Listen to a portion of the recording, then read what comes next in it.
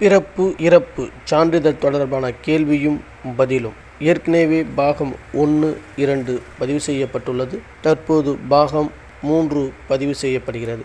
21. ஒரு நபர் வாகனத்தில் செல்லும் போது விபத்தில் மரணம் ஏற்பட்டால் இறப்பு யார் பதிவு செய்ய வேண்டும்? 22.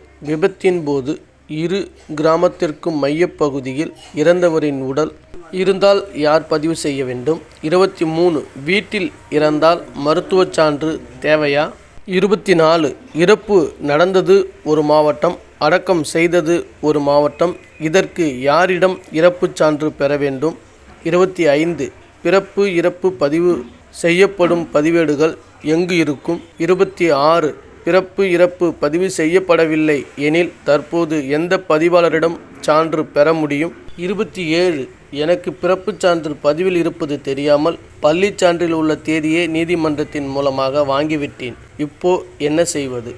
28. எனக்கு குழந்தை வெளிநாட்டில் பிறந்தது, நம் நாட்டில் எப்போது பதிவு செய்ய வேண்டும்? இதற்கு கால அளவு உள்ளதா?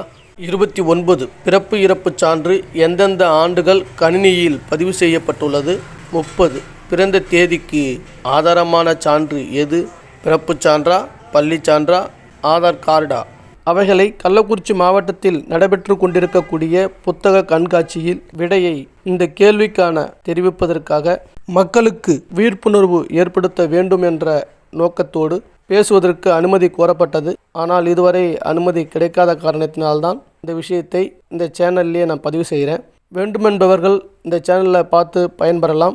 மற்றவர்களுக்கும் இந்த விவரங்களை தெரிவிக்க வேண்டுமே ஆனால் நீங்களும் இந்த விஷயங்கள் உங்களுக்கு பிடித்திருக்குமே ஆனால் இதை ஷேர் பண்ணுங்கள், லைக் பண்ணுங்கள்.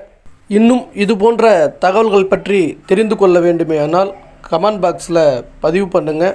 உங்களுக்கு உடனுக்குடன் நான் பதிவு செய்கிறேன். என்னுடைய வீடியோவை நீங்கள் தொடர்ந்து பார்க்க வேண்டுமெனால் சப்ஸ்கிரைப் பண்ணுங்கள், பக்கத்தில் இருக்கிற பெல் ஐக்கனை கிளிக் பண்ணுங்கள். நன்றி, வணக்கம்.